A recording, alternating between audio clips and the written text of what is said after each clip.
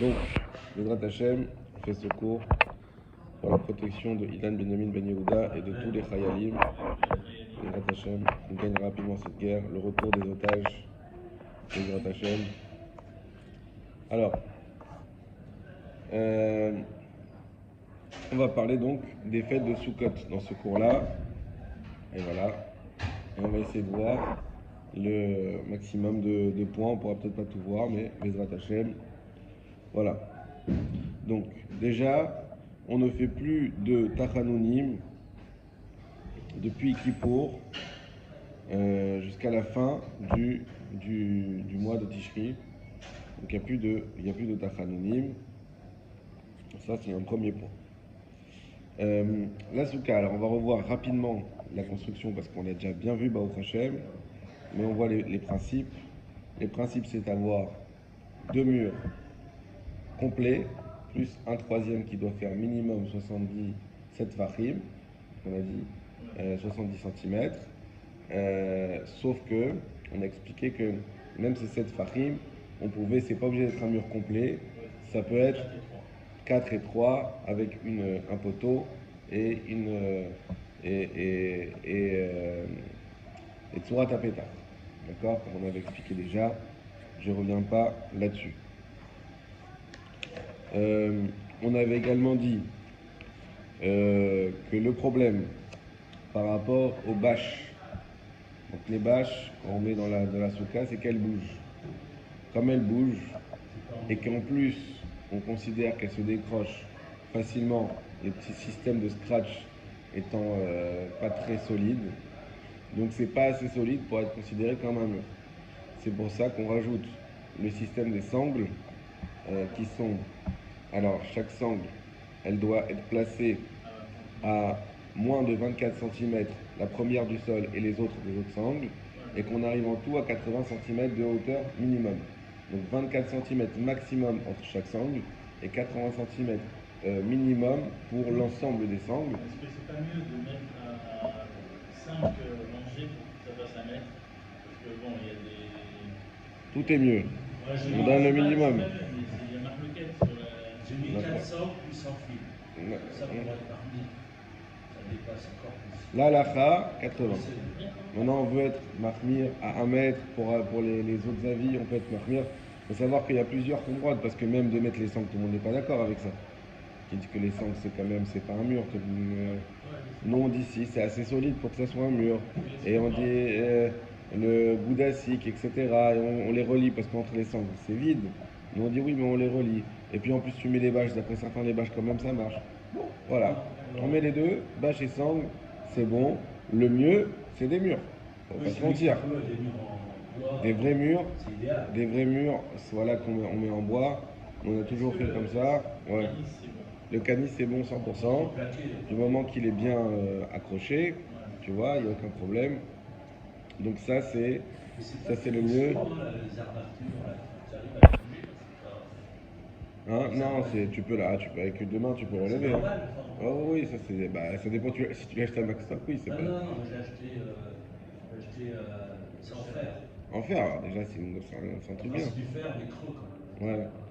Non, moi en France j'avais une qu'on avait fait sur mesure. Elle était en acier. Je peux te dire, chaque barre il fallait deux pour porter. Et on avait une vingtaine, trentaine de barres pour monter. C'était une souka, par contre, c'était du lourd. Et 2,50 m ou 3 mètres de hauteur, c'était une tuerie. Mais quand on avait fini, on était content. On avait une belle souka. Bon, ici tu achètes des soukas toutes préfabriquées, ce que tu veux. Chacun fait comme il peut. Mais s'il y en a un qui peut utiliser des murs des fois par rapport à la configuration de sa terrasse, utiliser des vrais murs, ça, il n'y a pas mieux. Ou sinon, comme tu as dit, mettre des vraies planches ou quelque chose en dur, c'est encore mieux. Mais voilà, en tout cas, les fils, ça fonctionne aussi. Là où il y a un problème, par contre, et il y a un vrai problème de bracha, surtout d'après Ravadia, c'est s'il n'y a qu'une bâche. S'il n'y a qu'une bâche. Et ça, il y a beaucoup. Alors ici, je ne sais pas, mais je me rappelle en France, il y a beaucoup qui mettaient qu'une bâche, les restaurants. Ils mettaient qu'une bâche, tu allais dans le restaurant, tu te dis, ouais, mais c'est une souka qui est pas. Et surtout que les bâches, très souvent, elles étaient bien décrochées. Ça volait, ça. Chez moi, il y en a qui ont fait juste la bâche. Juste la bâche, c'est pas bon. Voilà. Donc ça, c'est à retenir. Selon certains avis, C'est pas la halakha.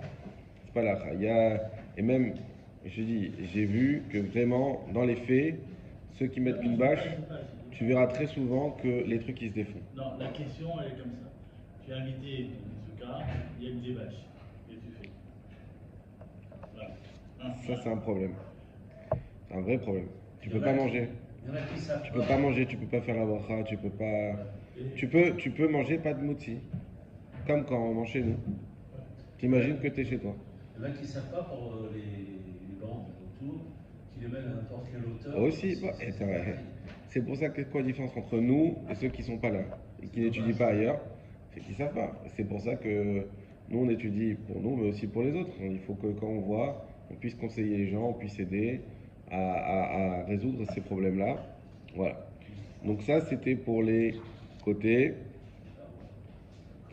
Regarde, pour répondre à ta question, Omichod Rabena, mais c'est dit Mibli, chez Shirgo Otam Mekanim, chez Lo Yasuken, ou l'Air la M, chez Ali Deken, M Yoshvim, Basou Kapsula. S'il ne met pas les trucs, c'est sous Kapsula. Ou Mevateli Mitzvah Souka, ils ont annulé la mise à la Souka, Vachim Bachale Vatala. Donc le Rav Yitzhak Yosef, il est clair. Tu poses la question, qu'est-ce qu'on fait? Ben, on considère qu'on est au salon, dans la maison, et donc pas de pain, pas de bracha, et surtout, on change, on se...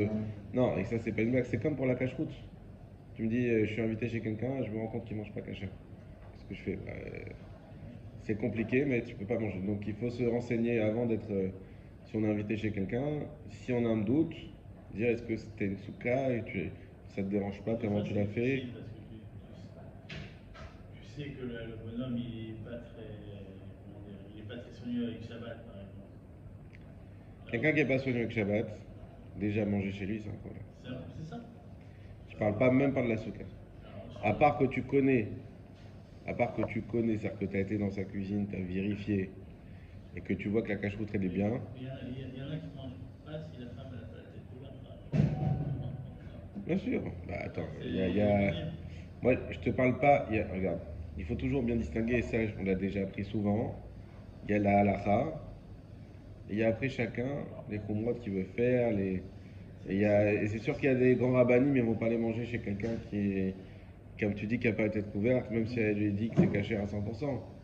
C'est chacun il fait avec son niveau, avec les choses. Maintenant, nous à notre niveau, au niveau de la halakha stricte, comment on sait? Il faut savoir qu'il y a un din de cheskat kashrut sur un juif. C'est-à-dire qu'un juif, de base, par exemple, vous louez une maison en Israël. Vous dites, est-ce que, je sais pas, le four il est cachère, les trucs qui sont cachers, cheskat kashrut. De base, c'est cachère. Le principe, c'est que c'est cachère. Maintenant, si je sais qu'il n'est pas religieux et tout ça, il perd sa cheskat kashrut à ce moment-là. Mais de principe, c'est cheskat kashrut. Maintenant, qu'est-ce qui fait qu'il va perdre sa cheskat kashrut? Ce sont les trois principales mitzvot qu'on a aujourd'hui. C'est le Shabbat, c'est l'Anida, et il y a la kashrut, qui fait partie de...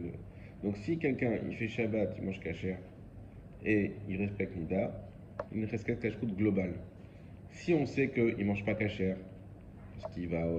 en France, on va dire, on sait qu'il va dans des restaurants qui sont, il n'y a pas d'ashgacha, et même il mange une salade. Ça s'appelle, on a compris, on sait que c'est pas kasher. Lui, des c'est une salade. Il a perdu sa cheskat kashrut. Voilà, ou du poisson, voilà. Ou si on sait qu'il ne fait pas Shabbat, il perd sa cheskat kashrut. Ou si on sait qu'il ne fait pas Nida, Nida ça fait partie des choses essentielles, il perd sa cheskat kashrut. Maintenant, on va chez quelqu'un, moi il y a quelqu'un ici qui ne fait pas bien Shabbat, il m'invite des fois chez lui. Ma femme elle a été chez eux, elle a regardé sa femme, comment tu fais kashrut? Voilà comment je fais, voilà le four, voilà la séparation, voilà où on achète nos produits, voilà le truc, tu vérifies si c'est cachère, c'est cachère. Il n'y a pas de... Mais, est-ce que tu cuis Shabbat? Non, Shabbat on a la plata, parce que si tu utilises les casseroles Shabbat, on ne peut pas manger dedans non plus, vous savez. Donc, si il perd sa cheskat kashrut, on peut la rétablir avec des bdikot, des vérifications. D'accord? On ne sait pas, automatiquement il ne fait pas Shabbat, c'est pas cachère. Pas comme ça. Il ne fait pas Shabbat, je ne peux plus m'appuyer sur sa cheskat kashrut. Mais par contre, je peux la rétablir en vérifiant que tout va bien. Donc ça, c'est les principes. Je mange chez quelqu'un qui ne fait pas bien Shabbat, etc. Mais je n'ai pas la possibilité, parce qu'on n'est pas assez proche, parce qu'il va mal le prendre, parce que d'aller et de vérifier, je ne peux pas manger. Je ne peux pas manger, parce que je suis un safek de cache-route, c'est d'Oraïta, je ne peux pas manger. Donc il faut savoir essayer de faire la chose. Et écoute, non, on est religieux. C'est difficile. Hein. Bien sûr. Sinon, on lui dit, écoute, nous, on t'invite. Ou ça te dérange pas si on commande. Je sais que des fois, il y a des problèmes, surtout avec les belles familles. Le pire, c'est dans la famille. Voilà, c'est ça. Ça, c'est le pire. Famille, et surtout belle famille. Parce que famille, c'est ta famille, ça va. La belle famille, ils vont mal le prendre. Des fois, des mariages, le monsieur est religieux, la fille est moins, les parents encore moins de la fille. Ils vont chez la belle famille, ils vont dire quoi, le gendre, il mange pas, il se prend pour qui? Moi, j'ai un copain comme ça. Et à cause de ça, il s'est pas marié d'ailleurs. Ils arrivaient presque au mariage. Et à cause, il dit, mais pourquoi il mange jamais ton fiancé? Parce que tu sais, on mange cachère, quoi. Ça a mis des histoires. Mais j'avais une histoire comme ça. Et c'était le mariage de mon cousin, d'accord? Je vais au mariage, et je cherche un Théouda, je vais voir le chômeur, je dis, la Théouda, il me dit, non, il n'y a pas de Théouda. Mais je te garantis, il me fait rentrer, regarde, c'est machin, ça et tout. Je me convainc que je peux manger. Je mange tranquillement. Le lendemain, en fait, j'étais à Créteil et le boucher de cachère de Créteil faisait une sorte de petit snack à midi. Et nous, on allait souvent là-bas avec ma femme, on allait manger là-bas, tranquille, tu vois. Et il me regarde, il me dit, tu sais, il m'est arrivé un truc hier, vraiment, il m'a dit, j'allais vomir. Je dis, quoi, qu'est-ce qui t'est arrivé? Il m'a dit, il est venu un traiteur pour m'acheter de la viande. Alors je lui dis, j'ai pas encore cachérisé la viande, je viens de la recevoir. Il me dit, c'est pas grave, donne-la moi, je vais la cachériser moi. Alors, matériellement, elle m'a dit, c'est pas possible. D'accord? Il m'a dit, le traiteur, il m'a donné le nom. Oh là là, traiteur, ça s'arrête. En fait, le type s'aperçut qu'il manquait de la viande, il est allé acheter, il a mis direct. Alors, le chômeur, il était sûrement honnête, mais il n'a pas vu passer le. C'est pour ça, tu vois, ce que tu racontes, c'est vraiment important. C'est pour ça que il n'y a pas Chok Velo Yavor, il faut avoir des principes. Ouais. Il faut avoir des principes. Moi, quand j'étais beaucoup plus jeune, on était un truc organisé. À un moment donné, on en a marre de manger tout le temps la même chose et des trucs organisés. On était en Espagne. Et on est sorti, on dit un restaurant cachère. On a été. Je vois tout d'être cache-route, des Israéliens, ils parlent qu'en hébreu. Un shawarma, un truc sympathique. Ok, super, on a mangé. Le lendemain, Shacharit, le Rav, il dit attention, n'allez pas dans ce restaurant, c'est une fausse théouda, c'est machin. Ah non, on a vu un truc imprimé, j'étais jeune, on voyait une photocopie, on croyait que c'était. On voyait des lettres en hébreu, on disait que c'est cachère. Ouais, c'est pour ça. Il faut avoir les principes, il n'y a pas de confiance. Ce que je vous ai dit avant, c'était dans le privé. Dans le commercial, il n'y a pas. Commercial, Non, c'est du business. Hein. il y a de l'argent. Quand il y a de l'argent, il n'y a pas. Soit il y a une ashgacha, soit pas de ashgacha. Enfin, il y a eu le cas dans Boucher Cachère, je ne citerai pas le nom ni le lieu, c'est dans le département du Var, hein. Je ne dis pas où ça se trouve, où Boucherie Cachère et tout, ils vendaient de la viande tarée. Bien Il y sûr. en a plein. Il y a plein. Ah, et Il s'est fait choper. j'ai passé un Rosh Et après, Hashanah. donc il a fermé sa boucherie, évidemment, c'était comme ça. Il y en a plein. Et on l'a retrouvé dans une boucherie govienne très plus tard en train de travailler en tant qu'employé, le boucher. Moi j'étais à Rosh Hashanah à Juan-les-Pins, je ne sais pas si vous connaissez le Rav là-bas, il est très charismatique. Ouais. Mais j'ai oublié son nom. Et il a dit attention, telle boucherie, tous les poulets qu'ils ont achetés pour Kippour, taref, ils l'ont acheté dans un. Non, c'est. Malheureusement, on entend des histoires. Ah C'est ouais. pour ça. Il faut. Dans la restauration. Oui, Faire bah, très attention. je peux vous dire que si on veut tricher, on triche. Et puis quand tu vois, moi je parle de mon fromage, je le paye entre 8,50 et 10 le kilo, la mozza. Tu vas chez Métro, elle est à 4. Et c'est tentant. Quelqu'un qui n'a pas Yirat Je sais Shamayim, pas, je sais pas. quelqu'un qui dit c'est bon, c'est du fromage. Nous, on a été élevés, on a fait la yeshiva, on se pose pas la question. Mais quelqu'un qui est comme ça, qui sait quoi, qu'est-ce que tu me saoules? C'est commercial, tout ça, arrête avec tes bêtises.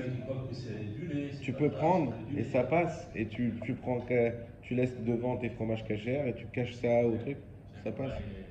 Le chômeur, Ouais. entre autres, plusieurs choses. chez les traiteurs aussi, c'est le problème. Des histoires, un jour, on l'appelle, parce que le chemin ne peut pas être là, donc il y va, il arrive, tout est ouvert, les types sont en train de cuisiner, le feu est allumé, bon. Il vire tout le monde, il cachérise la cuisine, et il refait rentrer, et il récupère les clés, il confisque les clés, bon. Arrive le moment du repas, qu'est-ce qu'il cuisine les bonhommes? Du brocoli. Alors c'est absurde. Dans le restaurant, ils ne cuisinent pas ni brocoli, ni. C'est plein de verre, ça. Oui, oui, brocoli. Enfin, ici en Israël, parce qu'il est hors sol. Et en fait, il s'est bagarré avec le patron. Et alors, une bagarre presque à coup de poing, hein. Parce qu'il a dit, je te ferme ton restaurant, tout de suite. Donc il a appelé le Bédine, et le Bédine a donné un bon patron. Oui, il a pris, il a pris ses affaires, il est parti. Parce que donc, ils ont continué à travailler sans chômage. C'est une folie. Enfin, des histoires comme ça, il y en a plein. Ouais. Bon, allez, on retourne sur Soukot. Voilà. Donc, un mur fixé au sol. Je fais un